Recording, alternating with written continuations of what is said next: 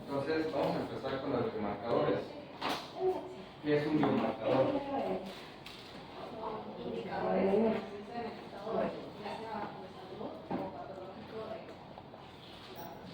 Un indicador puede ser la ictericia. La ictericia es un indicador de mi falla hepática. Es un indicador de la actividad de salud médica. Se liberan cuando hay algún tipo de lesión, inflamación del nuestro cardiocito. Entonces se evidencian por laboratorio, porque sus niveles pueden estar altos. Entonces son sustancias, dentro de ellas muchas son proteínas, hormonas, que son liberadas en circulación y que yo las puedo medir y que me va a marcar un daño tumoral, un daño inflamatorio, un daño infeccioso. O sea, no todo es el corazón. Hay biomarcadores de sepsis, hay biomarcadores de falla renal crónica, hay biomarcadores de linfoma, hay biomarcadores de muchas cosas. En este caso solo vamos a hablar de los biomarcadores de falla cardíaca. Ya cuando hablemos de falla renal, veremos los biomarcadores de falla renal. Estos biomarcadores los pueden pedir, existen, pero es muy diferente que los pidan y que el laboratorio los tenga o que el paciente los pueda pagar. Pero ahí están, los biomarcadores ahí están. Hay nuevos, que seguramente esos ya les tocarán a ustedes. Y ahorita ya se descubrieron, pero falta mucho por saber. Entonces a lo mejor cuando ustedes salgan, ya se sabrá más de ellos. Y así, cuando ustedes salgan, estarán otras cosas nuevas.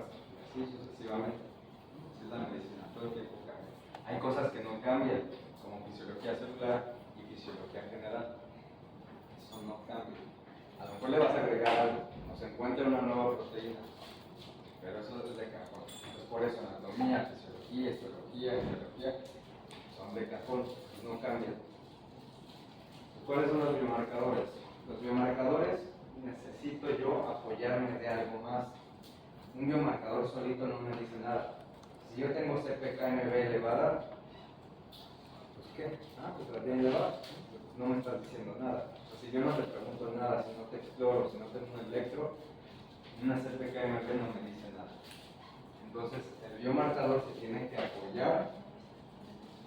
Tengo que sumarle una imagen, un electro, por ejemplo, una radiografía, un ecocardiograma, un gamograma, una prueba de esfuerzo, algo que me sustente. Tengo que explorar al paciente, interrogarlo. A veces se llega a tomar biopsia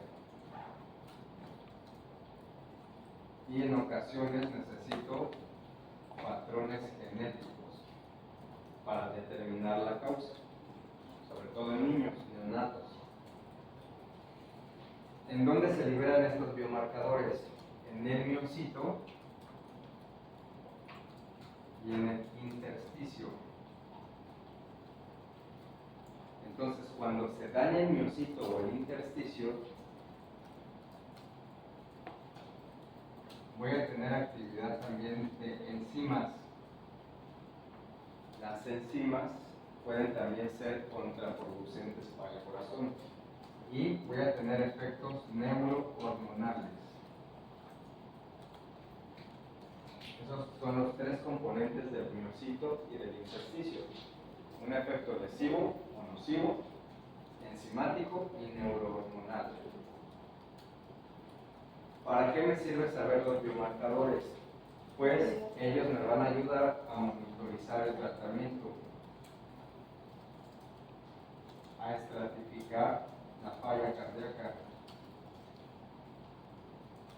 a pronosticar cómo le va a ir al paciente con la falla cardíaca y en algunos pacientes saber si van a desarrollar falla cardíaca en algún momento.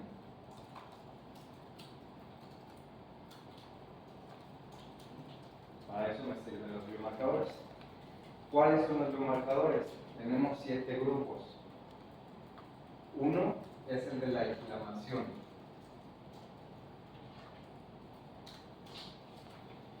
Otro es el de el estrés oxidativo.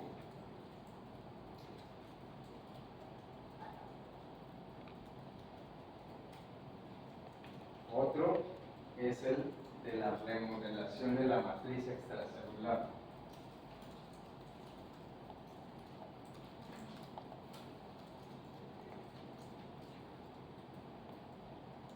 Otro son los neurohormonales. ¿Qué matriz era? Extracelular. Gracias. Los neurohormonales. Otros son los de lesión del miocito.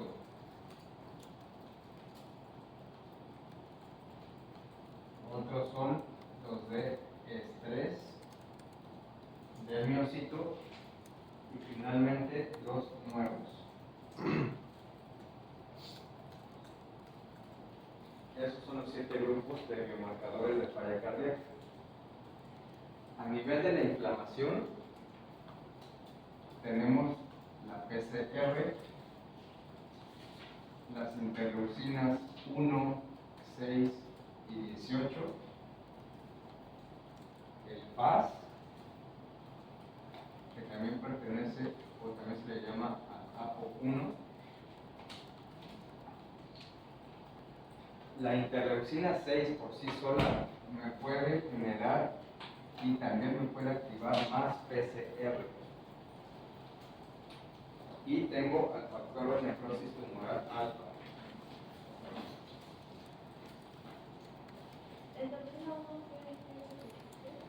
La interleucina 6 puede generar y activar más PCR. Es una cascada.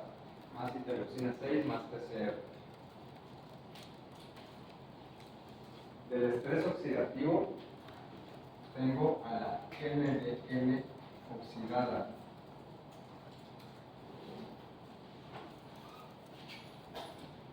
Tengo las mieloperoxidasas.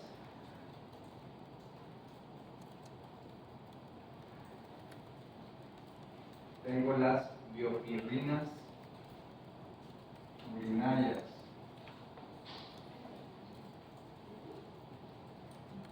Tengo los isoprostanos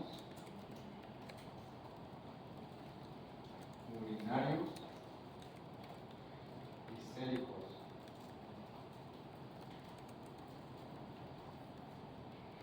Y tengo a la malón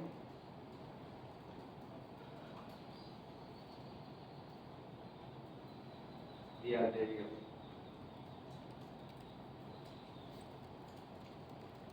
De los grupos de remodelación de matriz extracelular, tengo a las metaloproteasas,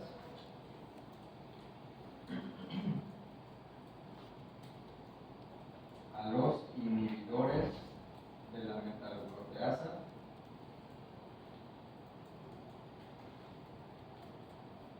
luego siguen los grupos de la colágena, que es el propéptilo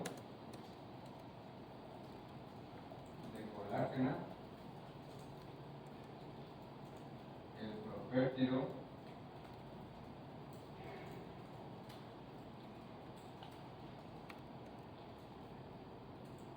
de procolágena tipo 1 y a la protocolágena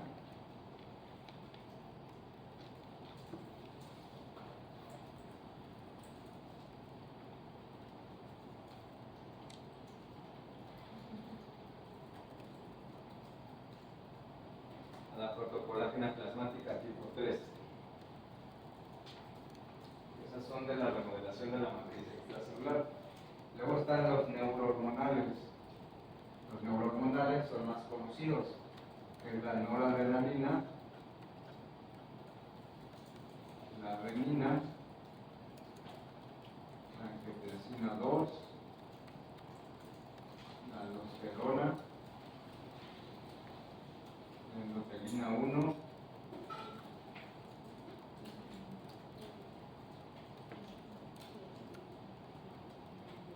y la arginina vasopresina. Esos son los neurohormonales.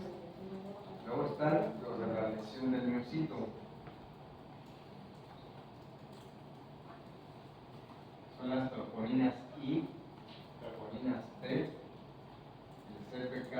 G.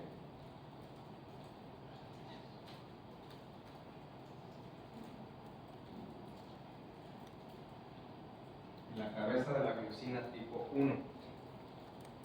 Luego están los del estrés del miocito,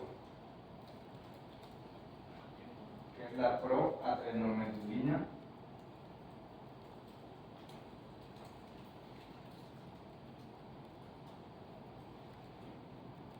la proteína ST2,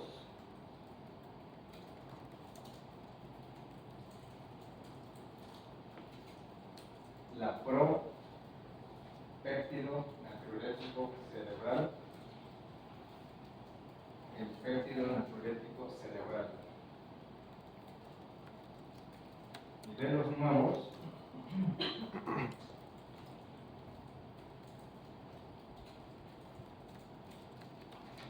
está la osteoprotegerina, la cromogranina A,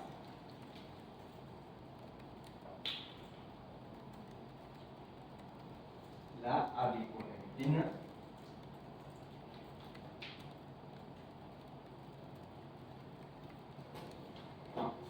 la galectina 3,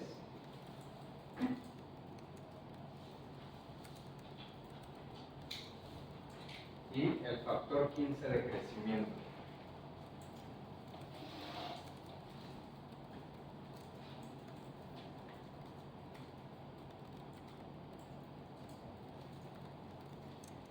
Esos son los biomarcadores. ¿Todos se pueden pedir? Pues no, no todos. A lo mejor unos solamente están en experimentación, unos solo están en Estados Unidos, pero eso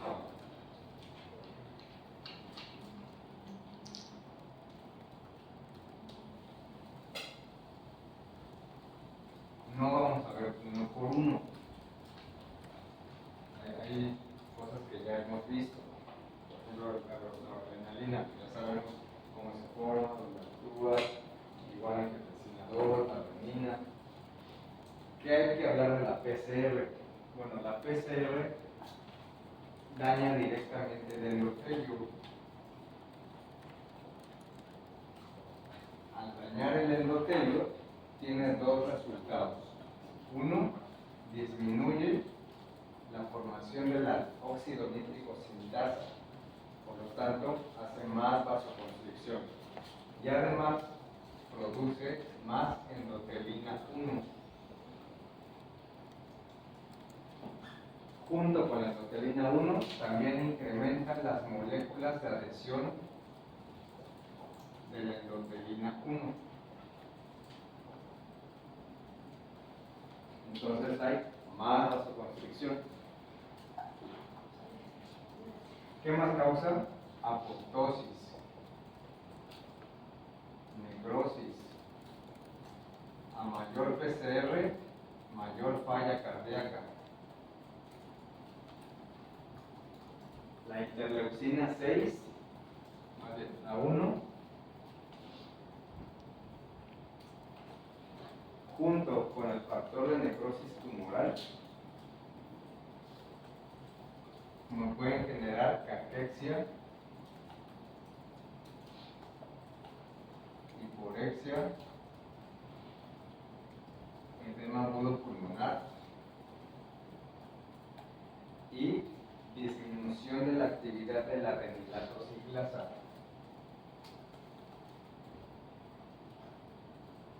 ¿Qué es eso? ¿Qué es la renilatosiclasa?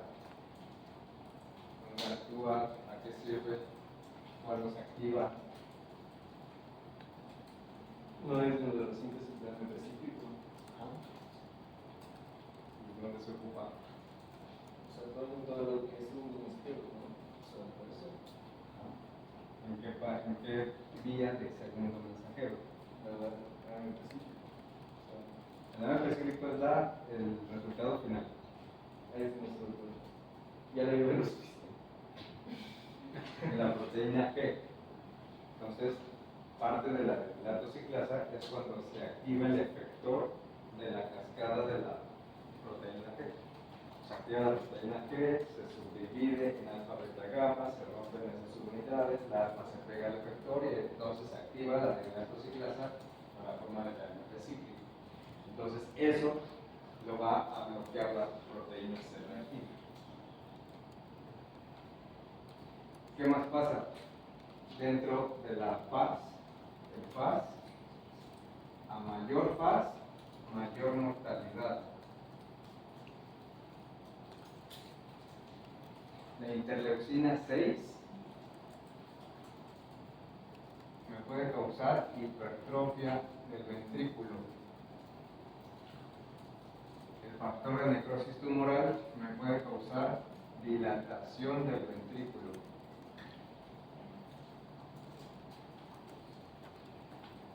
Entonces son deleterios para el corazón.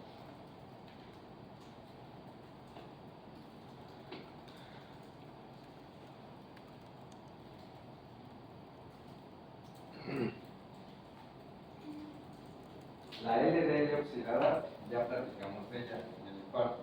Ya platicamos de la lipoproteína A oxidada, que se mete en el endotelio, activa las células de los macrófagos para formar células espumosas, se eleva el endotelio, se puede fracturar la placa y se activa la coagulación. Pues ya el LDL oxidado, ya lo vimos y se puede expresar como LPA.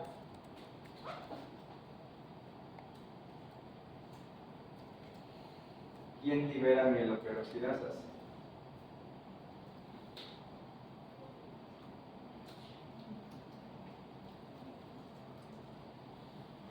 ¿Quién se encarga de liberar las mieloperoxidasas?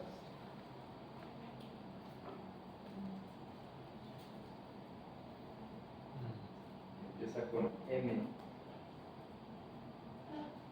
y acaba con filo.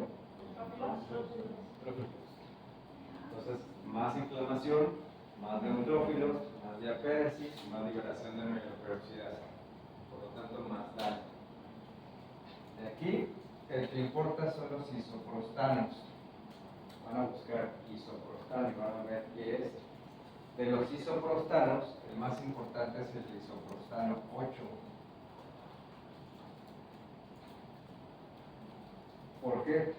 Porque la actividad incrementada de metaloproteasas, pero ese es de otro grupo, sí, se dividen en grupos para poderlos estudiar más fácil, pero todos actúan al mismo tiempo y todos se mezclan.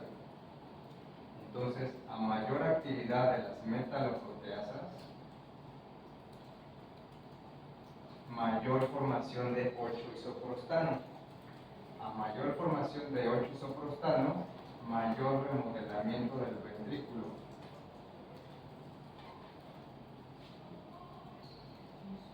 ¿Qué son las metaloproteasas? Degradan a las proteínas de la matriz. Entonces, más degradación de las partículas de la matriz, más formación de isoprostano, sobre todo el isoprostano 8, por lo tanto, mayor remodelamiento del ventrículo izquierdo. ¿Por qué nos basamos mucho en el ventrículo izquierdo? Uno, porque es el más estudiado, otro, porque es el más grande. Hay otra enzima que también está conformando este grupo 2, que aquí no está, porque no es tan relevante, pero que sí se puede tomar en cuenta, que es la cantina oxidasa.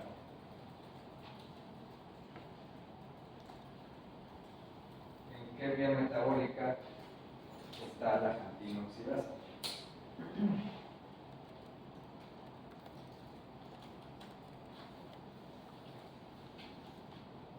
¿Para qué me sirve la cantina oxidasa? ¿Qué se forma con la cantina oxidasa?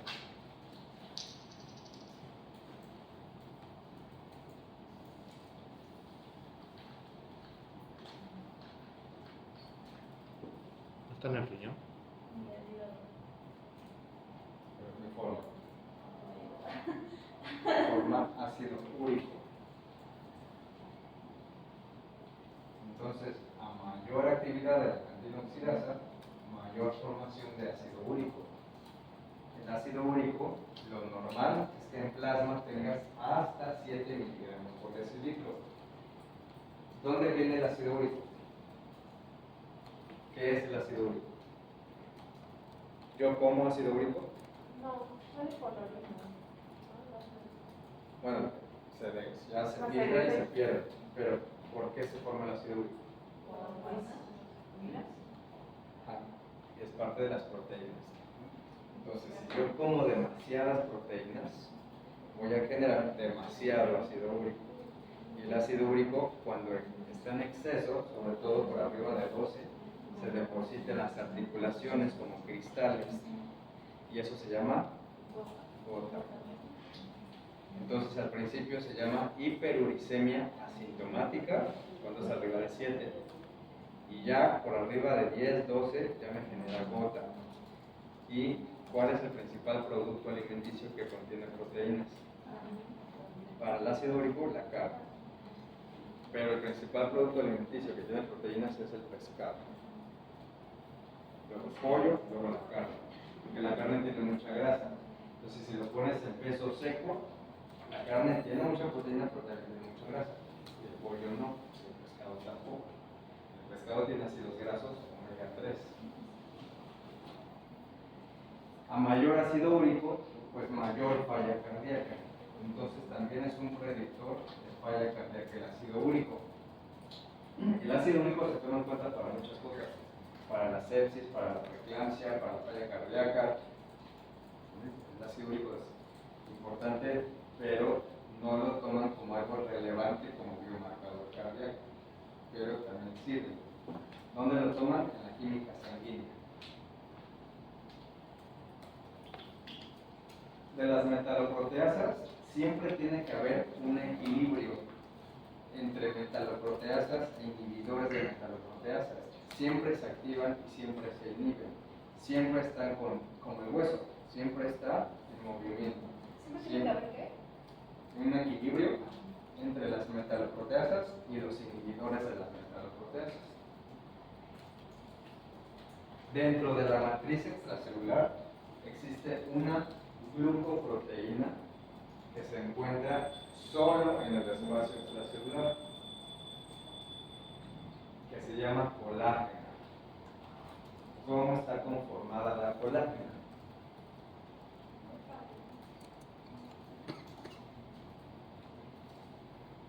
¿Cómo está formada?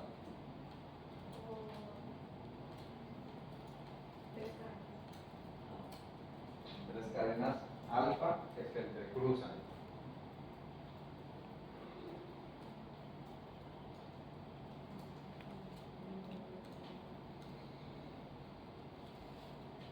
Cada cadena se llama alfa. Se unen. Si nosotros quitamos un fragmento de esta cadena y lo magnificamos, lo vamos a ver así.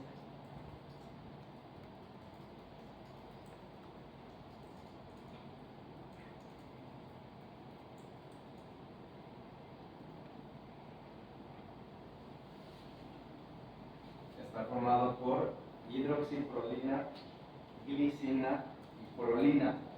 Y así se sigue. Hidroxiprolina, glicina, prolina. Hidroxiprolina, glicina, prolina. Así hasta que acaba. Y acá hay otra. Igual.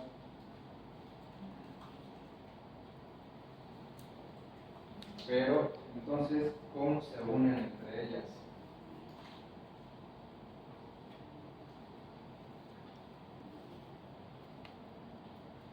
Necesitan de lisina. Y la lisina después necesita hidroxilarse. Y se llama hidroxilisina. Eso lo lleva a cabo el ácido ascórbico, que se conoce en la farmacia como Vitamina C. vitamina C. Y si te falta ácido ascórbico, te vas a enfermar de escorbuto. Y el escorbuto que afecta pues la colágena. Entonces vas a tener estrías, vas a tener fragilidad, vas a tener ruptura de la piel, ruptura en los labios, ruptura en las conjuntivas, alteraciones de la córnea. Entonces, los grupos hidroxilo se pueden pegar gracias al ácido ascórbico. Y así funciona la colágena. ¿Para qué te sirve la colágena? Para la tracción. Resiste la tracción. Si tú estiras la piel, va a regresar a su lugar original. Conforme va pasando el tiempo, te vas deshidratando y aparte la colágena ya no va siendo efectiva, ni por su actividad ni en número. Dejas de producirla y la que produces ya no es tan firme. Entonces, pues por eso se empiezan a inyectar y empiezan a deformarse. Esa es la colágena y sirve para tracción. De ahí viene pues el protocolo de colágena, procolágena 1 y procolágena plasmática 3. Simplemente por medir yo la protocolágena plasmática 3, este es un mediador que me puede predecir los efectos adversos de la falla cardíaca.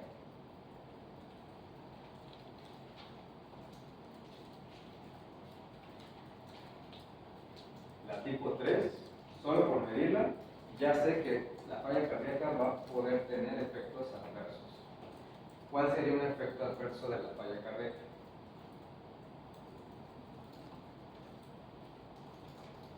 ¿Cuál podría ser un efecto adverso de la insuficiencia cardíaca?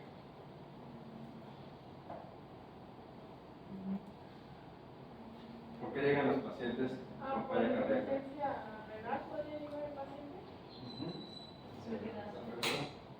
Disminuye el gasto cardíaco y el paciente pues ya no recibe mucha cantidad de sangre. Pero, ¿por qué llegan los pacientes con falla cardíaca? Por disnea. Entonces puede ser el derrame pulmonar, un efecto adverso. Pero a lo mejor no llegan por eso, a lo mejor solamente llegan por tos y por un derrame pleural ahí más o menos chirurgical. Entonces yo le mido la procolágena tipo 3 y sé, si está elevada, que puedo presentar varios efectos adversos, pues que le va a ir peor al paciente. Eso es en cuanto al grupo de la matriz extracelular. ¿Por qué es importante? Porque la colágena es el principal remodelador del ventrículo. Entonces, la procolágena 3 es inhibida por la espironolactona. ¿Qué es la espironolactona? ¿Espiro qué? Espironolactona. Ya lo vimos la clase pasada.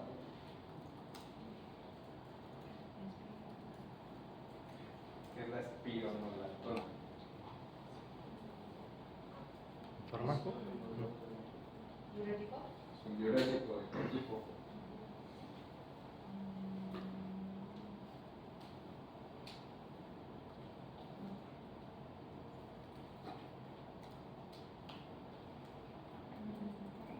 ¿Inhibidor de quién? ¿Ahorrador de quién?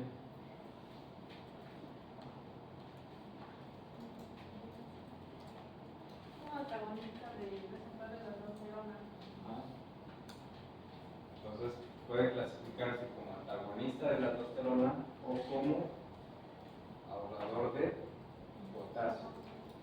Entonces habíamos mencionado que los pacientes con insuficiencia cardíaca, la espironolactona va a inhibir la acción de la testosterona, por lo tanto va a disminuir la cantidad de líquido y de sodio reabsorbido, pero también tengo como efecto secundario que me puede incrementar el plasma en potasio. Entonces pacientes con falla cardíaca, falla renal crónica, no le puedo dar espironolactona, porque uno de los efectos que yo espero encontrar en un paciente con falla crónica del riñón es elevación del potasio. Entonces le doy espironolactona, le voy a elevar más el potasio. ¿Y qué pasaría si yo tengo un potasio elevado? Puede haber una falla a nivel cardíaco con el hipercalemia. Voy a llevarlo al paro o a una arritmia. Entonces, pues no, eso no se da en falla renal crónica, la espironolactona. La espironolactona va a disminuirme la formación de la protocolágena plasmática 3.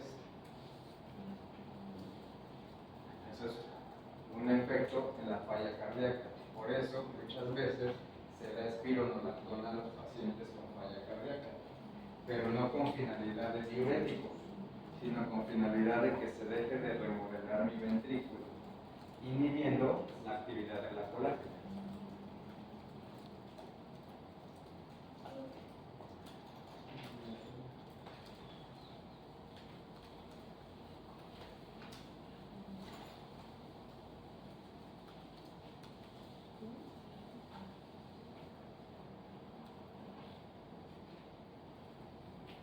Y luego vienen los neurohormonales. ¿Cuál es el primer sistema que se activa en la insuficiencia cardíaca?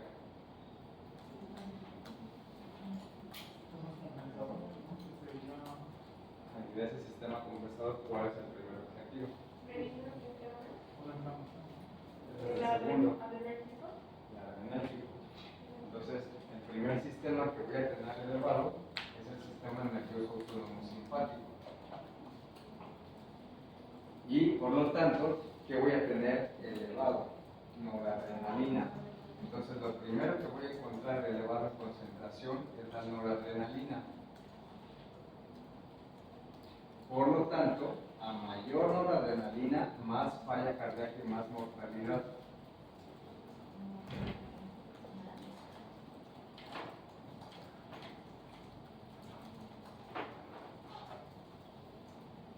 Y después ya se eleva el sistema renina angiotensina aldosterona. Entonces, ¿qué voy a tener elevado?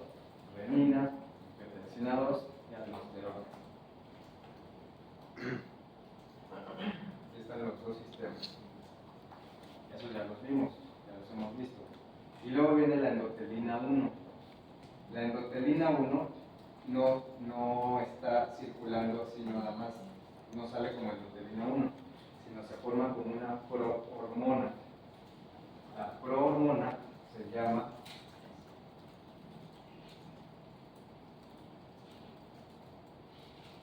Big Endothelin 1 o la gran endotelina 1, que tiene 39 aminoácidos.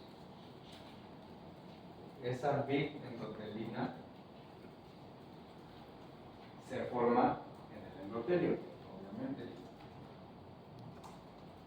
Sale a circulación y ya en la circulación se va a convertir en su parte activa, que es la endotelina 1, que tiene solo 21 aminoácidos. Y la endotelina 1, ¿cuáles son sus efectos? ¿O de cuál se acuerdan?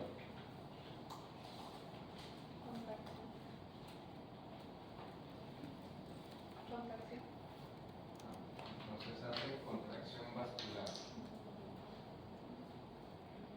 Proliferación.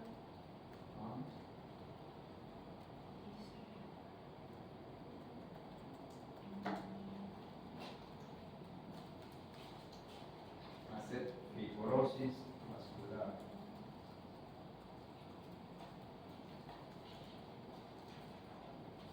Hace fibrosis ventricular.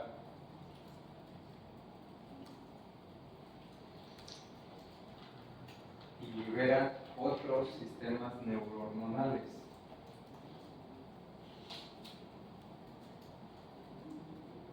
¿Como cuál? Como el péptido natriurético auricular. El péptido natriurético auricular, ¿dónde se libera? En la aurícula derecha. En la aurícula. También se puede liberar en el ventrículo, pero la mayor proporción de PNA es por la aurícula. ¿Qué efecto tiene el péptido natriurético auricular?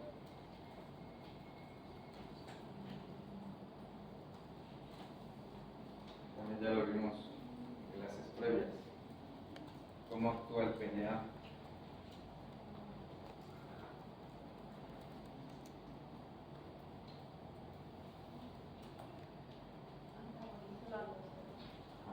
Es un antagonista competitivo del receptor de la aldosterona. Por lo tanto, es natriurético.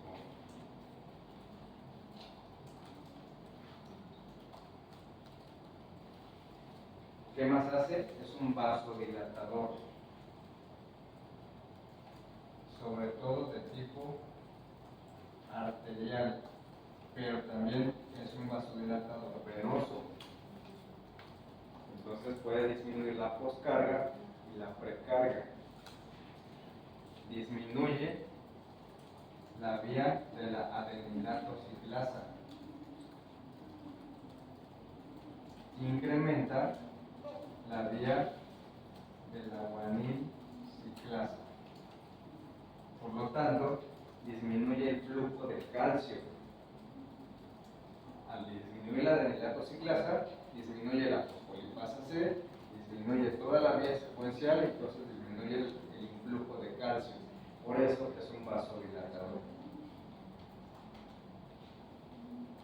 Y esa PNA puede estar liberada simplemente porque se distribuye más líquido en la aurícula, se distiende, hay mayor volumen, o por otros efectos neurohormonales que no tienen pues, actividad directa sobre la aurícula.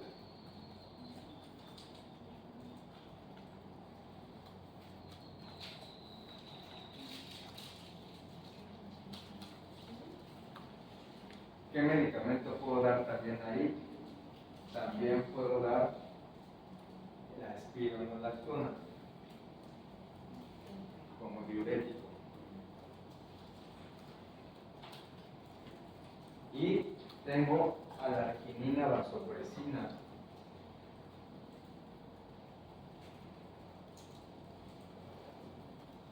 ¿Dónde se forma la vasopresina?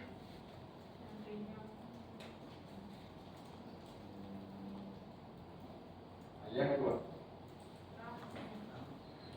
Hipotálamo. ¿Qué parte?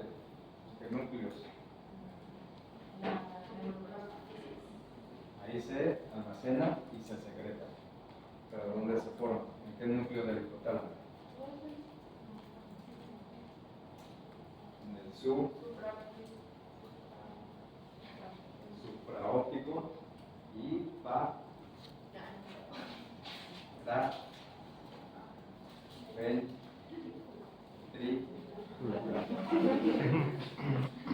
entonces, libera el supraóptico y el paraventricular. Viaja con las neurooficinas hasta la neurohipófisis y ahí se almacena. Y después se va a secretar. Entonces viaja la vasopresina. ¿Cuántos aminoácidos tiene la vasopresina? 27.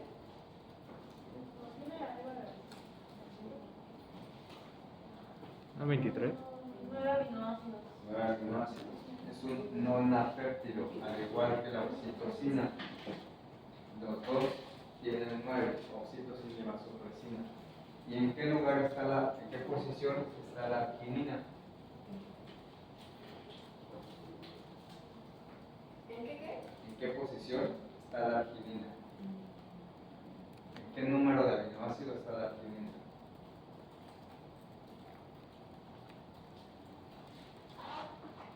¿Cuáles son los aminoácidos de la vasopresina?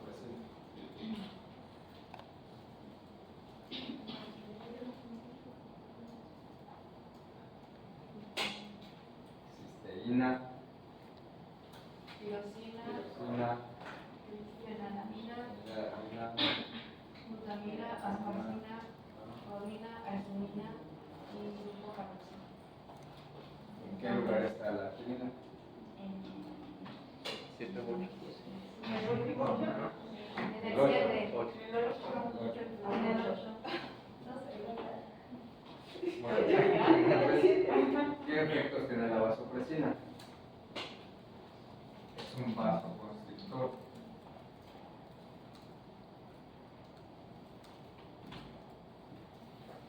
También me incrementa el volumen.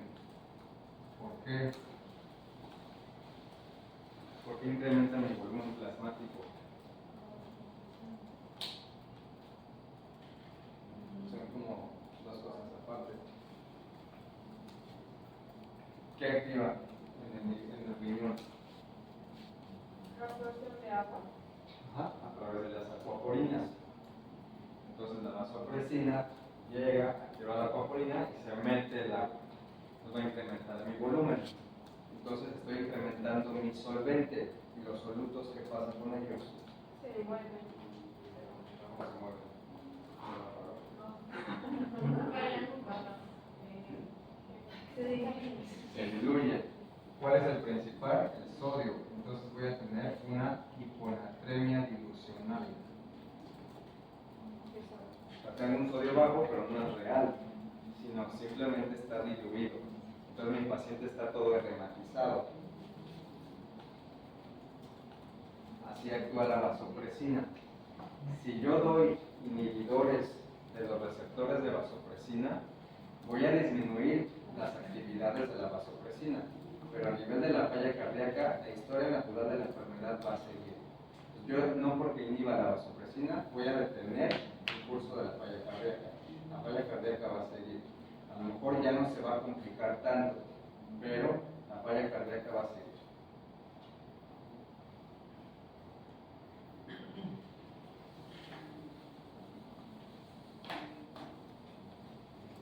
Y luego están los de la lesión del miocito, las troponinas. De la troponina y el valor para que yo piense en severidad de la falla cardíaca es mayor de 0.04 nanogramos por mililitro y la troponina T debe ser mayor de 0.02 nanogramos por mililitro. ¿Dónde vimos que se elevan las troponinas? ¿En qué enfermedad? En el infarto. Pero aquí no estamos viendo infarto, estamos viendo falla cardíaca. Entonces las troponinas también pueden estar elevadas en la falla cardíaca, pero necesito un valor mucho menor para yo saber que están elevadas en la falla cardíaca. Mientras más elevadas, entonces pensaré que el paciente tiene una isquemia. Ambas pueden medir las dos. La que te da más severidad en la falla cardíaca es la T, la I no. Las dos te van a decir, tu paciente tiene una falla cardíaca severa y le va a ir mal, las dos. Pero la troponina T te incrementa hasta 4 veces más esa severidad de la falla cardíaca. Entonces, si tienes elevada la troponina T, independientemente de que tengas la troponina I elevada o no, simplemente por tener la troponina T elevada en un paciente con falla cardíaca significa que puedes tener un efecto secundario y una falla 4 veces peor.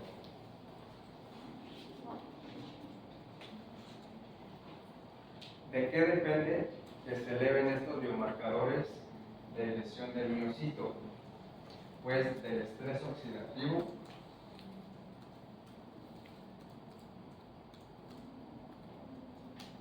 del propio estrés del miocito, de la isquemia y de la inflamación. Esos 4 factores van a hacer que se incremente más la producción de biomarcadores de tipo lesión del miocito. De los del estrés del miocito, ya que estamos hablando del estrés del miocito, tenemos a la proadrenomedulina. La proadrenomedulina, pues también es una parte previa, de ahí surge la adrenomedulina. ¿Dónde se forma la proadrenomedulina? En el riñón, en el corazón, en el pulmón y en la glándula adrenal. ¿Por qué se libera la proadrenomedulina? Por incremento en la presión, incremento en el volumen. Entonces tengo mucha presión en el ventrículo, tengo incremento en el volumen, me estoy distendiendo, entonces libero proadrenomedulina. ¿Qué efectos tiene la proadrenomedulina? Es vasodilatador,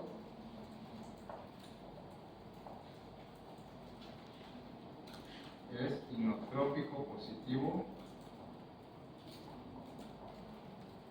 y tiene efecto de natriuresis.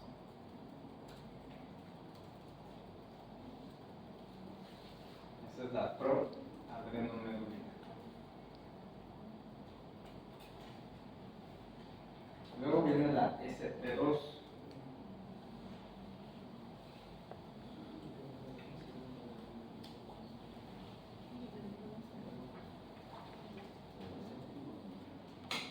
La ST2 a su vez se divide en dos.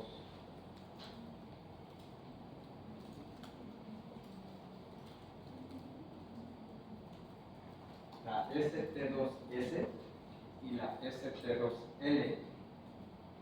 La S es de soluble y la L es de ligando.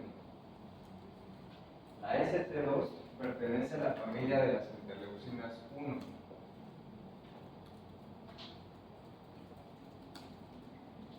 ¿Dónde se libera el ST2S o soluble? De los monocitos. ¿Y dónde se libera el ST2L o ligando? De los miocitos y de los fibroblastos del miocito, los que están alrededor. Pero también los fibroblastos pueden liberar interleucina 33. ¿Qué tiene que ver esto? Pues bueno, tenemos a la membrana plasmática y tenemos a la interleucina 1. Quedamos que es parte de la familia de la interleucina 1. Entonces tenemos a la interleucina 1 y al lado se va a depositar el ST2, L. Ya, con un dímer, pero está esperando a alguien para que se pueda activar. Entonces llega la interleucina 33 y se junta con ellos. Se activan. Al activarse, van a formar una cascada de segundos mensajeros a partir del MID88, pasando por las JAK quinasas, llegando a formar o activar al NF-kappa beta, al B38, etcétera, etcétera. ¿Y cuál es la finalidad de esta vía? Que disminuya la hipertrofia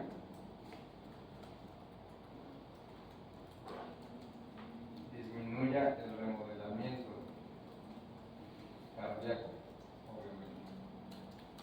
Esa es su finalidad, que disminuya la carga de tensión sobre el corazón. Pero, pues estamos hablando que la falla cardíaca también tiene involucro del estado inflamatorio. Con la inflamación incrementan los monocitos y los monocitos van a liberar ST2 soluble. El ST2 soluble, ¿qué hace? Se pega a la interleucina 33. Entonces ya no deja que la interleucina 33 viaje y se pegue al dímero. Por lo tanto, no se va a realizar la cascada de segundos mensajeros, entonces vamos a tener lo contrario, mayor hipertrofia y mayor remodelamiento. Ese es el ST2. Por eso, encontrar ST2 es un factor de peor